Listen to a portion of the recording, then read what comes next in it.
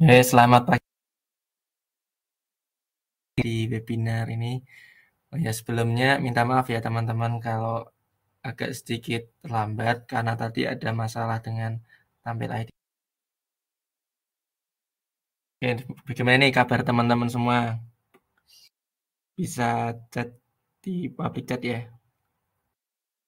Oke, baik.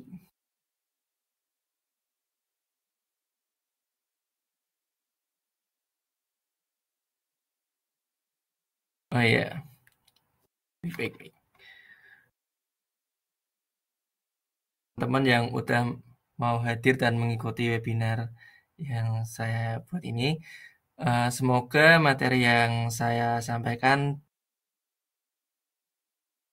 di sini. Oke, jadi langsung mulai aja ya. Di sini teman-teman semua, saya akan membahas mengenai UI UX. Dan nanti di dalam materi ini tuh mengenai eh, ilmu yang saya dapatkan selama 1 tahun gitu aja. Mengenai UI UX dasar.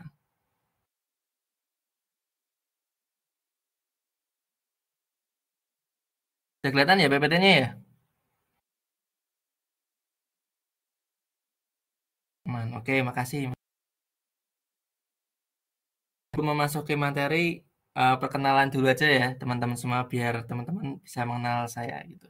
Oke, jadi untuk bicara kali ini, kenalkan nama saya panggil Sofyan, Hanif juga boleh. Terserah teman-teman semua enaknya bagaimana. Saya mahasiswa Politeknik Negeri Semarang dan saya salah satu peserta studi independen bisa AI UI UX gitu. Jadi ini ada sosial media saya, ini ada LinkedIn saya, ini ada Instagram saya, mungkin teman-teman kepo. Lalu ini ada Bian saya, ada desain-desain UI UX saya, mungkin teman-teman bisa cek gitu.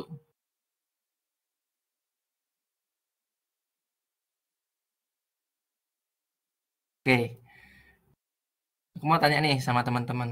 Menurut teman-teman, apakah atau teman-teman baru tahu nih UI UX sekarang? Gimana nih tanggapan teman-teman? Menurut teman-teman UI dan UX itu sama apa enggak nih?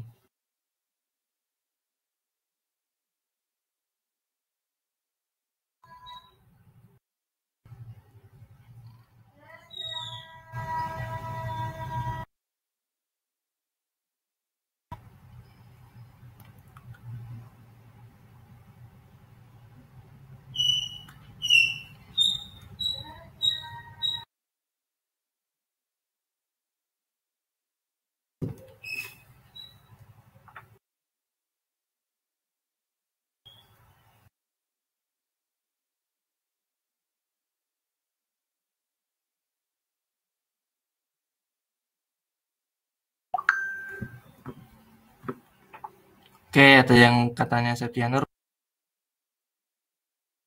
Mas Ilham berbeda kak kayaknya. Oke, berbeda.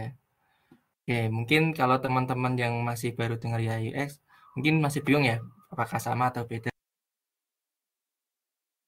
Dari mulai UI itu apa itu UX, biar teman-teman bisa tahu apakah sama atau beda. Oke, yang pertama teman-teman. Oke, jadi UI atau user interface ini adalah semua hal yang berkaitan dengan tampilan visual. Jadi di website atau di aplikasi, teman-teman kan melihat ada kayak tampilannya, ada layout, tata letak, ada button. Nah, itu namanya. Jadi user interface sendiri itu tujuannya untuk mempercantik tampilan, teman-teman. Jadi kalau misalnya sebuah aplikasi tanpa perhatikan user interface, itu bikin user tidak nyaman seperti itu. Nah, ini ada contoh user interface ya, teman-teman. Sini kan contohnya gelas, tandanya gitu. Nah, ini ada website seperti itu. Ini ada aplikasi. Jadi, untuk UI lagi, saya ulangi ya teman-teman. UI itu tampilan visualnya. Jadi, tampilan ini kan teman-teman bisa melihat ada public chat, ada message, ada presentasinya, dan ada layout-layoutnya gitu.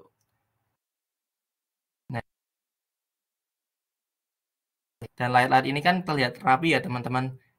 Kalau dilihat dari misal dari public chat nih, ini kan ada kayak space atau jarak-jarak gitu, sehingga enak dilihat.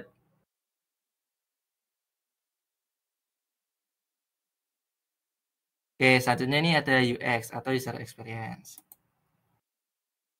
Nah, user experience sendiri itu pengalaman suatu produk atau jasa. Nah, jadi itu contohnya seperti ini teman-teman. Misal, kalau teman-teman menggunakan suatu aplikasi atau tombol buttonnya tuh sulit ditekan. Nah, itu kan teman-teman merasa jengkel ya. Nah, itu namanya user experience. Jadi, perasaan teman-teman ketika menggunakan aplikasi yang nge-lag, nah itu kan pengalamannya buruk. Makanya lah ada UX ini fungsinya menjadi lebih baik dan nyaman. Karena kalau misalnya aplikasi dengan memperhatikan user experience atau pengalaman pengguna, tentunya aplikasi kita kan kalau membuat produk atau jasa atau membuat aplikasi kan kita kan pengennya kan profit atau untung ya. Nah, jadi kita harus memperhatikan seperti itu. Nah, ini ada contohnya teman-teman. Ini analogi aja ya. Ini misal eh, kan untuk dulu konsepnya seperti ini. Dari tampilan sih nggak masalah ya teman-teman. Cuman kalau dari UX-nya atau pengalaman penggunanya kan kalau misalnya soalnya harus dikocok dulu sampai biar turun semua. Nah, sedangkan untuk yang sebelahnya tampilannya kan botolnya di bawah sehingga memperhatikan user kan. Enak digunakannya seperti itu. Nah, ini contoh yang kedua ini teman-teman. Ini kan ada gelas ya. Untuk tampilan gelas kayak ada kupingnya, ada hidungnya, ada wajah hewannya. Kalau dilihat kan keren ya. Nah, ketika digunakan itu seperti itu. Nah, ini contoh yang ketiga ini. Ini kalau misalnya kalau dilihat dari orang tuh tuanya, nah bonekanya kan kalau misalnya dilihat sama orang tuanya tuh lucu. Nah, tapi itu kalau dilihat sama bayi, anggap aja ini bayi user ya. Ya kan kayak kurang cocok ya. Kata Saka Wijaya lucu kak, kecolok gelas. Iya lucu.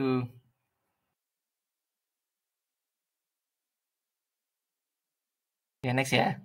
Nah, ini ada komponen UI UX. Nah, jadi eh, setelah tadi kan teman-teman udah tahu ya apa itu UI, apa itu konsep sendiri itu berbeda ya. Ini kalau misalnya dalam konsep UI UX design ini tuh dibagi teman-teman. UI itu job desk-nya sendiri, UX itu job desk-nya sendiri. Untuk UI sendiri tuh ada warna, lalu juga ada graphic designer, lalu juga ada tata letak dan ada font. Tipografi itu font ya teman-teman. Nah, untuk UI design melalui interaksi desain, program prototype, informasi dan arsitek, user research, dan skenario. Nah, jadi kalau secara konsep tuh berbeda ya teman-teman. UI untuk mempercantik tampilan, sedangkan UX itu untuk memperhatikan pengalaman pengguna. Nah, tetapi untuk tujuannya itu sama ya teman-teman, tujuan bagus dan baik digunakan oleh user.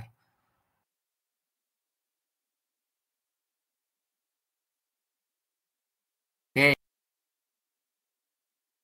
desainer. Sini saya buat 3 poin ya teman-teman. Jadi itu untuk tugas sendiri itu saling melengkapi lah seperti itu. Jadi untuk tugas UX designer tuh harus mencari masalah utamanya mengenai problem dari produk kita. Misalkan kita kan ternyata tuh aplikasinya kurang gitu ketika digunakan oleh user. Atau mungkin biasanya teman-teman kan bisa lihat ya di Play Store atau di App Store. ada review yang bintang 1 atau bintang 2 atau bintang 3. Nah, itu kan banyak kayak problem-problem yang mengganggu user lah ketika menggunakannya. Nah, maka namanya. Nah, setelah mendapatkan masalah utamanya, kita ke poin 2 nih. Jadi, user akan mencari solusi. Nah, biasanya atau mungkin membuat ide-ide barulah untuk menyelesaikan masalah tersebut. Nah, selanjutnya ini berarti setelah dapat ide, lalu dikemas menjadi model yang baik atau produk yang baik. UX kan meriset dulu, analisis user, kurangnya apa sih atau problemnya apa sih. Nah, terus habis itu ternyata harus tambah fitur ini. Nah, setelah nambah fitur itu, dikemaslah dengan atau dipercantiklah produk tersebut menjadi aplikasi yang jadi dengan adanya UX designer tuh istilahnya membantu banget lah dalam pembuatan produk. Kan user jadi nyaman menggunakan sama user gitu. Oke, sebelum lanjut ke proses UI UX, oh ya ini materinya gambaran umum aja ya, biar teman-teman nggak bingung. Ada yang mau bertanya mengenai UI UX?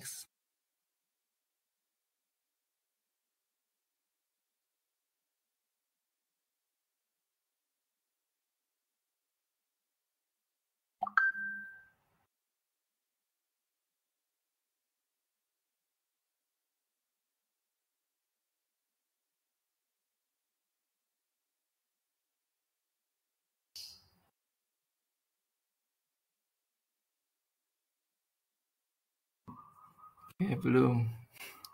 Terima kasih, Kak Ilham. Oke, lanjut aja ya ke.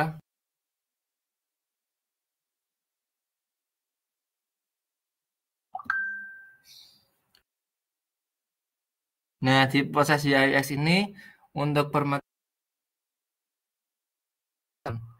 sebenarnya banyak metode, cuman yang terkenal dan saya ketahui itu biasanya itu menggunakan design thinking. Nah, sistem design thinking itu iteratif tuh perulangan seperti itu. Contohnya kalau misalnya habis dites, kembali lagi ke ide atau kembali lagi ke define gitu. Define ide atau prototype atau tes. Kira-kira teman-teman ada yang pernah melihat design thinking nggak? Bisa chat atau baru tahu? Oh, belum. Oke,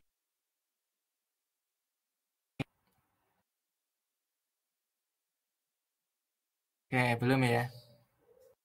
Oke, jadi untuk design thinking sendiri tuh, jadi tuh eh, kita sebagai UX designer tuh jangan fokus pada hasil akhir saja. Jadi kita harus fokus untuk suatu keputusan yang tepat untuk menyelesaikan masalah tersebut. Nah, biasanya menggunakan metode ini. Ya, aku jelasin satu-satu ya, apa itu empathize. Oke, yang pertama tuh empathize. Empathize itu memahami empati dengan pengguna dan menemukan informasi tentang kebutuhan user. Nah, jadi desainer tuh bukan user, tapi kita tuh sebagai problem solver. Jadi kita harus memahami empati pengguna. Kan karena produk, jadi kita harus mengetahui nih kebutuhan pengguna itu seperti apa. Nah, biasanya di sini tuh metodenya ada interview, kebutuhan bisnis maunya gimana lah, seperti itu. Dan MPTS ini tuh untuk mengumpulkan informasi tentang kebutuhan user tuh bisa melalui dari analisis komputer. Mungkin kayak hmm, Grab sama Gokar kan itu kan kayak kompetitor. Nah, itu mungkin ada kayak kompetitor kita tuh apa sih yang belum ada di sana gitu. Jadi membuat value yang lebih baik lah seperti itu.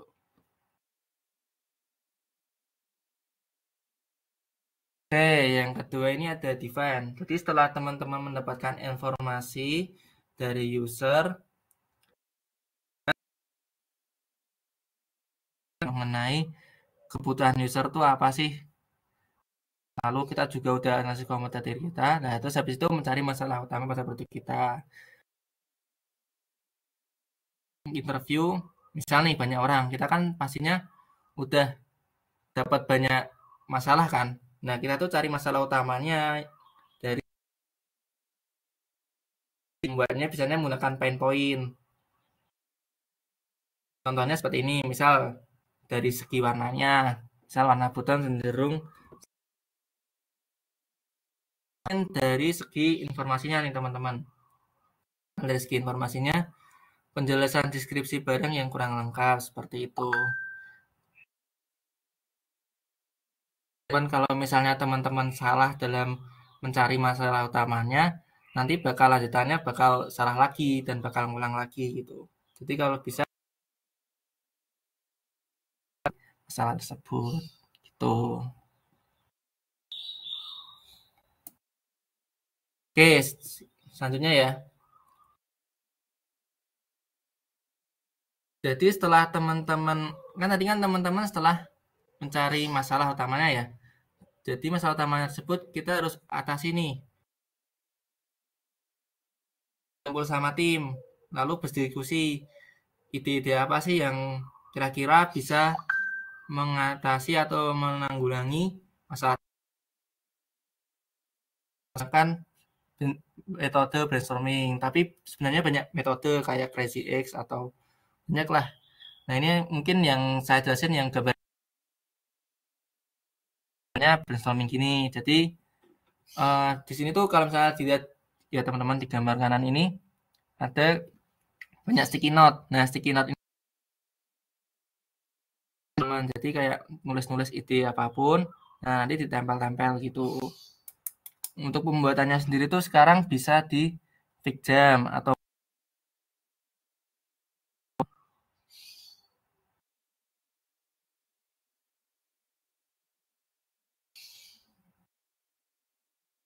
oke ide-ide itu kita lalu membuat prototipenya atau model. Kan karena kalau misalnya kita membuat langsung harus membuat yang seperti produk aslinya kan itu kan memakan waktu yang sangat lama. Sedangkan kita kan butuh evaluasi yang cepat. Oleh karena untuk disimulasikan atau dicoba ke user lah seperti itu. Nah, jadi ini untuk contoh metodenya seperti ini. Nah, biasanya tuh membuat sketsa dulu. Nah, setelah dipercantik, habis itu dianimasiin teman-teman. Dianimasiin tuh jadi bisa tombol-tombolnya kan ada banyak ya. Nah, itu bisa hampir mirip sama model akhirnya. Cuman ini masih dalam bentuk gambaran atau misalnya belum ada kode, ada toolsnya teman-teman. Nah, ini ada 3 tools ya teman-teman. Sebenarnya toolsnya tuh banyak, cuman ya tiga ini. Ada Figma, ada Adobe XD, sama ada Sketch. Nah, untuk yang pembuatannya Figma karena apa? Karena Figma ini gratis dan bukanya di website. Kan waktu itu aku juga pernah, tapi itu Adobe XD itu berat untuk penyimpanannya ya teman-teman. Dan itu tuh krek-krekan karena Adobe XD itu berbayar. Ya, karena untuk pemula.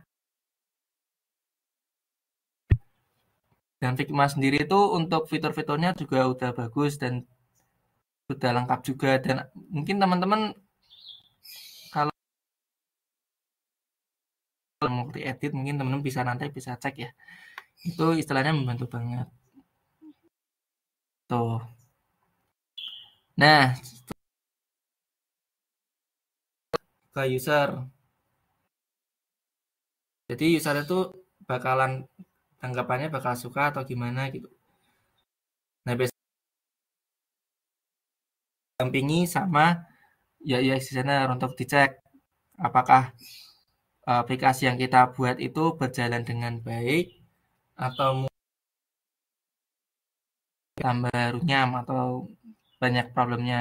Kan kadang kan ketika kita tes, misal nih kita tes, tiba-tiba ada masalah yang itu juga bisa. Makanya oleh karena itu kita menggunakan design thinking yang sifatnya iteratif. Nah, ini saya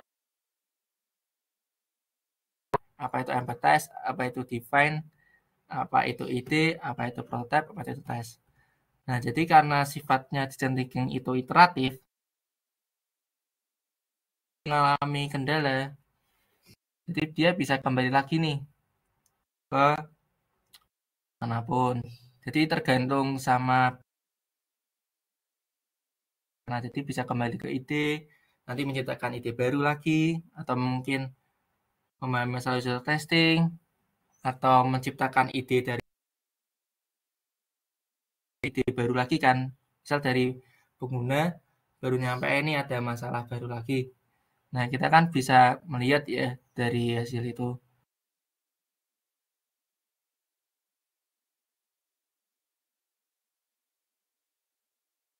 Oke, mungkin ada yang mau tanya belum mengenai design thinking?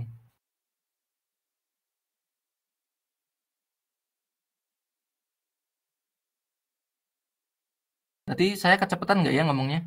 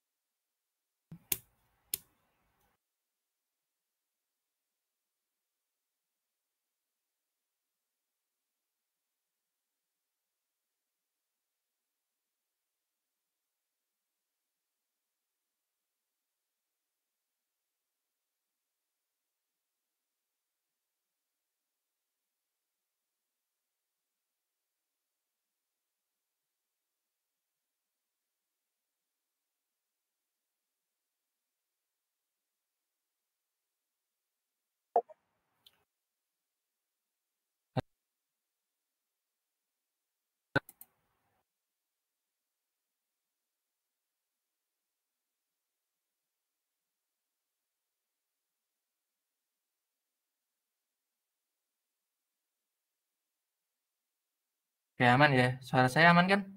Tadi soalnya sinyalnya agak jelek. Oh ya, sebelumnya minta maaf ya, belum bisa on cam. Nanti mungkin pas akhir sesi aja setelah materi, nanti saya on cam. Soalnya juga hujan soalnya. Ya, mungkin belum ada ya.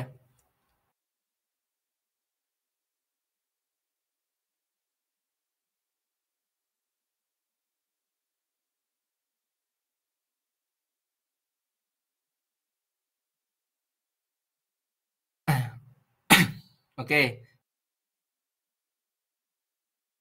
jadi.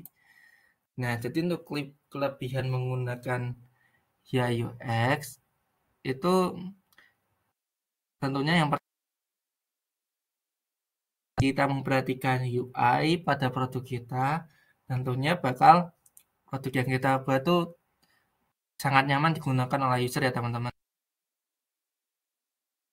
Dari tampilannya, contohnya dari tampil ID ini. Tampil ID ini kan memperhatikan layout ya, kayak dari public chat, terus dari eh, kan diperhatikan banget ya, jadi bisa membuat visual lebih jelas seperti itu. Nah, salah satunya meningkatkan kualitas produk desainer kan UI kan tentunya eh, memperhatikan tampilan dan UX memperhatikan pengalaman pengguna. Nah, dari UX inilah seperti apa. Jadi kualitas produk kita tuh mengikutilah sama kebutuhan pengguna. Jadi itu bisa meningkatkan kualitas produk kita seperti itu. Friendly itu aplikasi kita tuh nyaman digunakan karena kita kan menggunakan fokus kita memperhatikan dari segi UI, dari segi UX-nya, tentunya user tuh bakal nyaman menggunakan produk itu. Nah, terus yang kelima ini meningkatkan usability. Usability itu bagaimana cara user menggunakan aplikasi tersebut, apakah mudah. Dan UI UX tentunya kita tuh bisa melihat nih, kan kebutuhan user misal buttonnya kurang jelas atau buttonnya jelek atau mana sih. Nah, dengan menggunakan UI UX tentunya kita bisa meningkatkan fungsinya itu apa usability, cara penggunaannya gitu.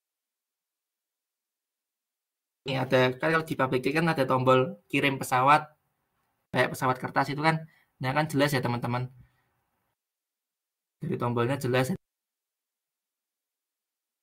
mengirim pesan tanpa diajari gitu kan, seperti itu.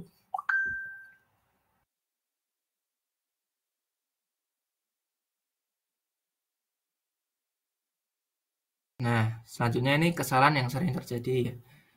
Nah, jadi yang pertama itu terlalu fokus pada kreativitas dibanding usability. Misalnya kita kan kadang membuat desain ya, desain aplikasi ya. Nah, tentu banyak sekali kayak komponen-komponen, tapi itu sebenarnya itu sulit. Nah, makanya kita tuh harus mengimbangi kreativitas kita dengan cara penggunaan aplikasi tersebut. Jadi sehingga tetapi juga bisa digunakan atau mudah digunakan oleh user seperti itu. Jadi harus melihat dari sisi security-nya lah seperti itu. Yang kedua ini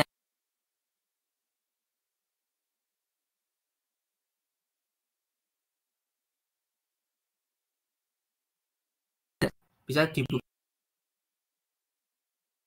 ya, tapi kan tampilannya nggak berantakan kan. Nah, jadi kita harus memperhatikan itu.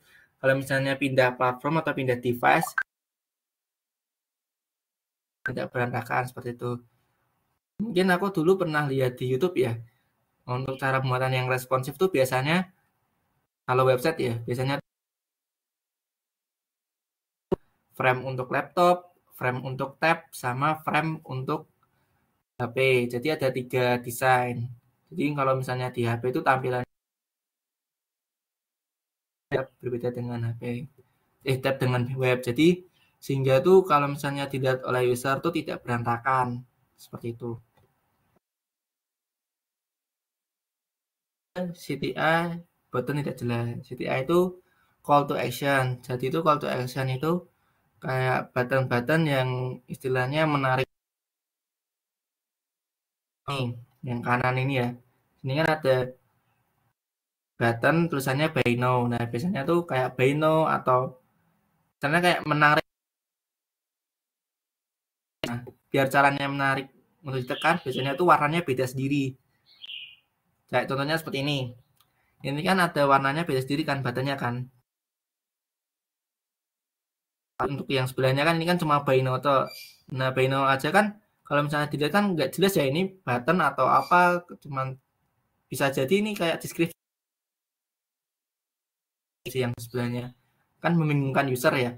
Nah, oleh karena itu kita harus memperhatikan CTA-nya ini. Yang keempat, informasi tidak jelas. Jadi itu kita harus memberikan informasi yang jelas, jangan setengah-setengah lah. Pemilihan font tuh harus diperhatikan ya teman-teman. Pilih font yang istilahnya bisa dibaca oleh user lah seperti itu. Yang terlalu kontras. Nah, untuk pilihan warna tuh jangan yang terlalu kontras. Soalnya tuh bikin sakit mata sehingga user tuh tidak nyaman lah ketika menggunakan. Jadi disesuaikan aja lah. Dan biasanya tuh kalau misalnya yang aku pelajari ya, warna gitu ada 3 warna biasanya yang dipakai. Biar nggak usah terlalu banyak warna lah. Sehingga itu kalau misalnya tombol misalnya tombol yang mana gitu. Seperti itu. Nah, jadi setelah teman-teman mengetahui tadi kan ini menurut opiniku ya teman-teman yang harus dikembangkan ketika menjadi UX designer. Ini saya juga ambil dari menurut saya ini cocok banget nih untuk skill yang harus dikembangkan di UX designer. Yang pertama itu ada critical dan creative thinking. Jadi untuk critical memberi pernyataan yang istilahnya logis dan unik. Kan kita kalau misalnya dalam UX designer kan kita kan habis memecahkan masalah, tentunya kita ya. Nah, solusinya tuh kalau bisa tuh yang logis tapi yang unik juga. Kan kalau misalnya seperti itu kan kita kan bisa membuat produk yang value-nya lebih baik.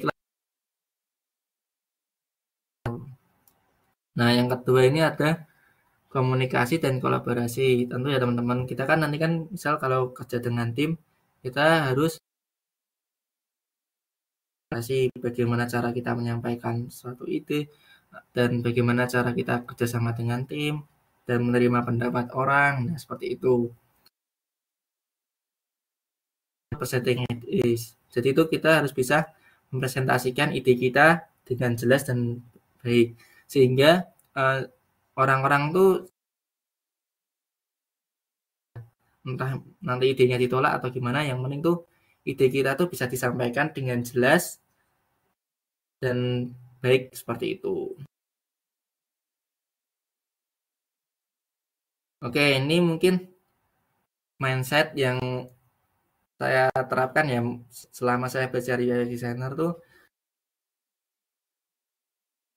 problem solver. Jadi jangan hanya membuat produk yang tampilan cantik saja. Jadi gini teman-teman, kan kita kan UI designer kan kita kan harus memperhatikan user tuh seperti apa. Nah, jadi tuh kita tuh harus melihat nih masalah-masalah yang dialami dari user dan baik tentunya. Sehingga kita harus mengimbangi nih tampilan yang cantik dan juga tentunya bisa membuat user nyaman dan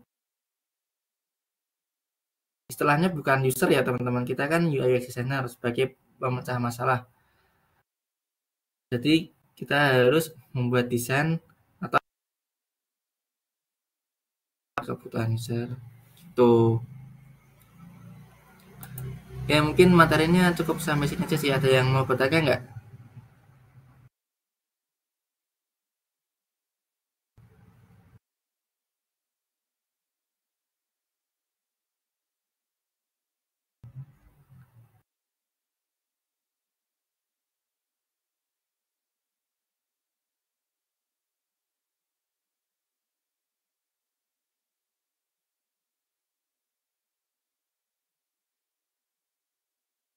Tanya masih belum jelas nanti saya ulangin gitu. Ada yang teman-teman mau bertanya?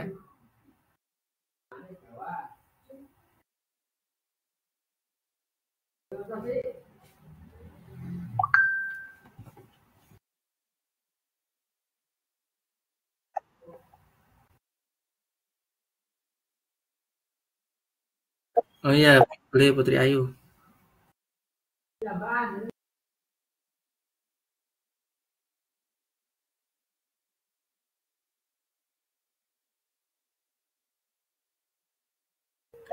Oke, kebaca deh.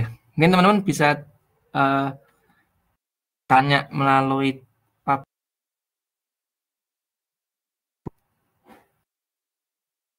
ini kalau malu atau mungkin bisa tanya langsung present.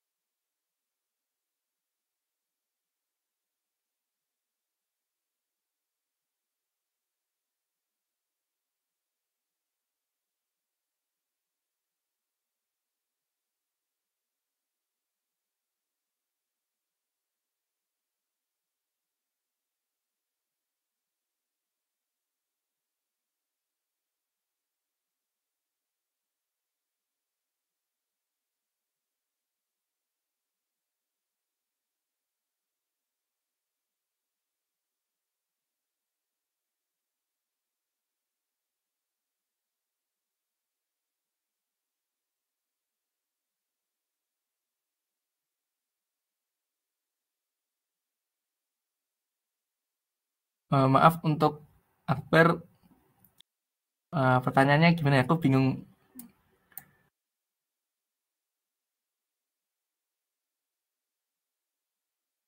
Mungkin bisa diulangi. Aku bingung maksudnya gimana. Maaf.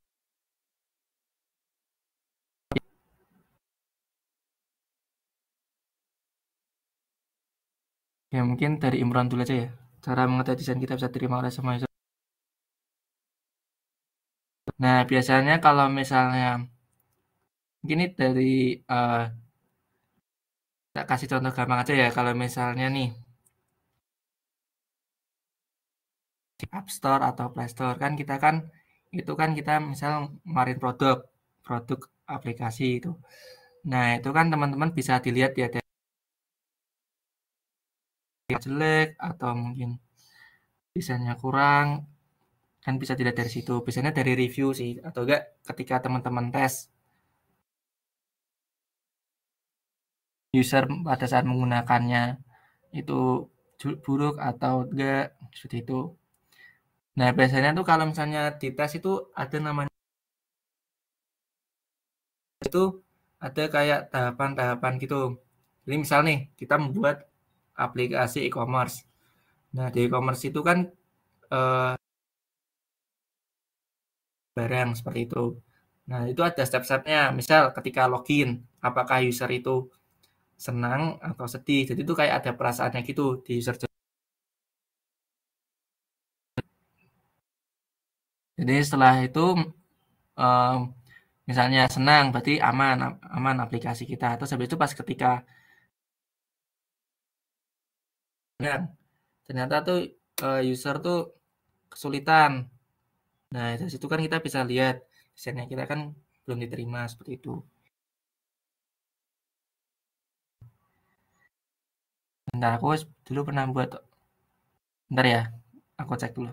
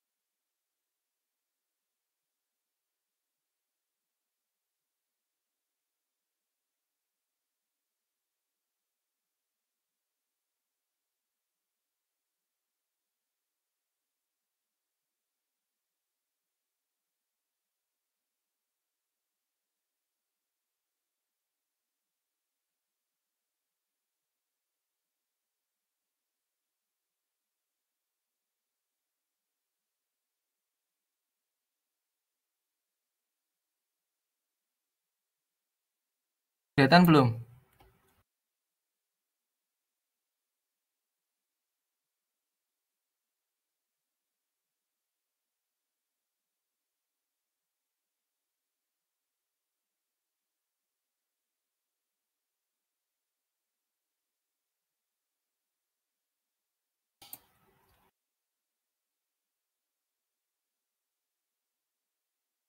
Oh, udah, oke. Salah satu metode ya. Mungkin metodenya juga baik juga setelah kita kan misal nih kita membuat user journey itu biar tahu salahnya aplikasi kita. Kan kalau misalnya kita buat produk terus kasih ke user lah user bingung mau ngapain. Kok tiba-tiba dikasihin suruh nyoba tapi metode yang namanya user journey. Nah, user journey itu kayak contohnya seperti ini. Jadi user journey itu kita mengarahkan user itu suruh ngapain aja sih. Em, suruh misal nih kita ada goal atau tujuannya untuk coba deh suruh user membeli barang kita. Misalnya dalam melakukan login itu tuh pengalaman user tuh gimana, misal baik. Nah, terus misalnya nih, ketika atau kesulitan. Nah, ini bisa ditulis di sini, kesulitan mencari tombol search misal. Nah, terus nanti di bawahnya tuh solusinya. Ini tuh salah satu metode ya biar istilahnya kita tahu apakah desain kita diterima atau tidak. Jadi dari sistem testing ini kita menggunakan metode user. Pernah saya buat seperti itu. Gimana Imran?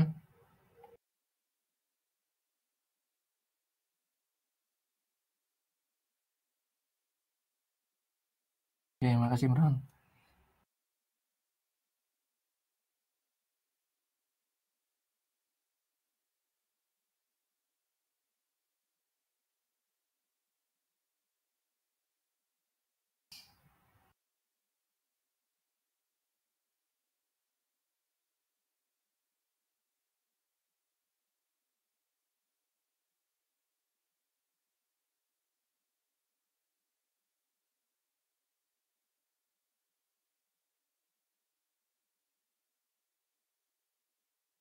Untuk pertanyaannya Akbar ya.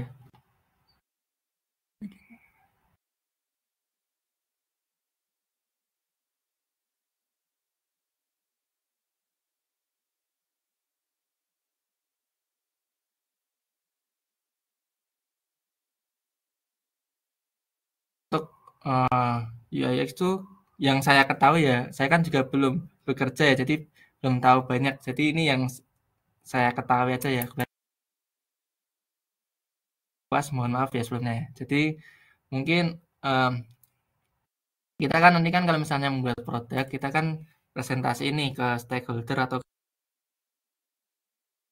setelah misalnya di ACC atau gimana, nah nanti setelah itu produk itu mungkin dibuat di coding atau misalnya dibuat kayak kita membuat desain, kita membuat kayak wireframe atau WiFi-nya atau prototipenya, kan kita udah misalnya semua proses sudah selesai semua. Setelah itu kita presentasi nih ke atasan atau ke manajer atau ke stakeholder. Nah, setelah itu setelah dibuat coding-kan apa ya itulah diprogrammingkan sehingga menjadi aplikasi yang bisa digunakan oleh user pada umumnya seperti itu. Bisa disebarkan ke market gitu. Mungkin itu sih yang aku tahu ya. Sebelumnya minta maaf banget nih soalnya eh, nantinya gimana.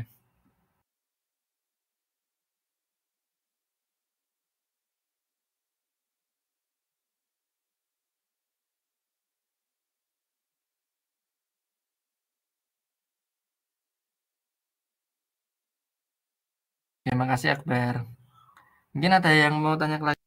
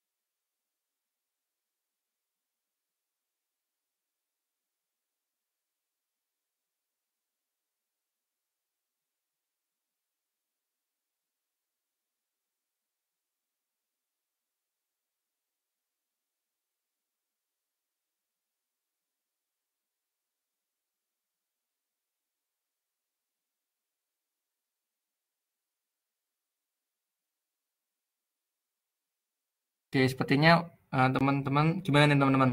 Eh, udah paham atau belum? atau saya kecepatan ketika menjelaskannya? Karena teman-teman bingung mau tanya apa. Biasanya sih gitu ya, kayak karena masih belum paham banget. Atau mungkin teman-teman udah jelas nih mengenai penjelasan yang saya jelaskan pagi hari ini. Mengenai UI, mengenai UX, atau mungkin ketika desain prosesnya.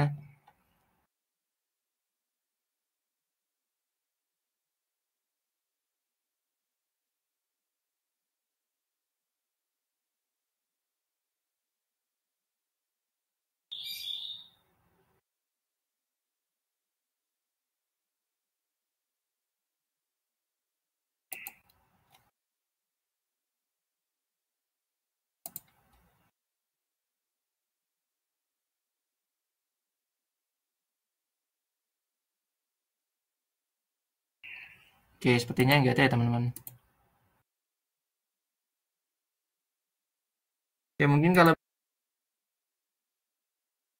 apa nanti mungkin bisa diskusi bareng sama aku. Saya juga masih belajar juga mengenai UI UX. Mungkin teman-teman mau belajar bareng bisa bagi ke medsos saya.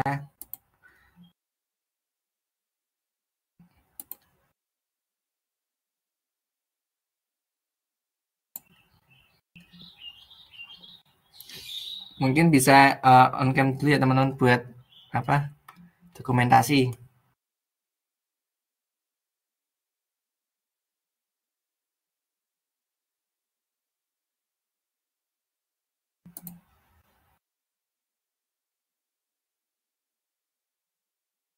Teman-teman kalau terlambat soalnya tadi ada kesalahan jaringan gitu. Ini teman-teman yang bisa on cam boleh ke on cam.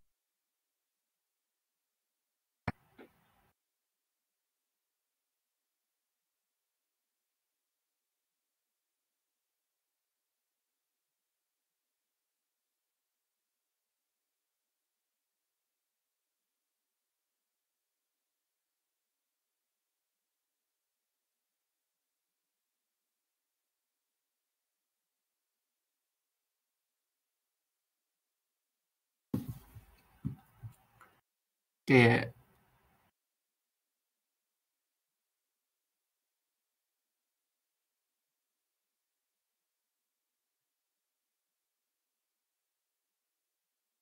ya mungkin teman-teman ada kendala on cam ya biar cepat aja mungkin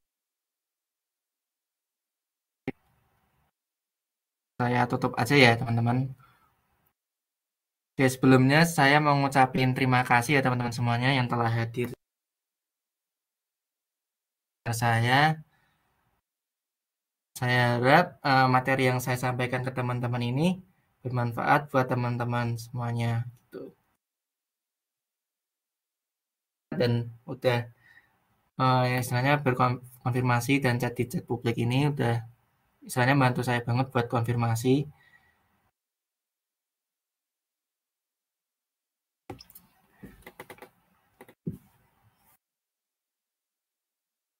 Makasih semuanya. Bye bye.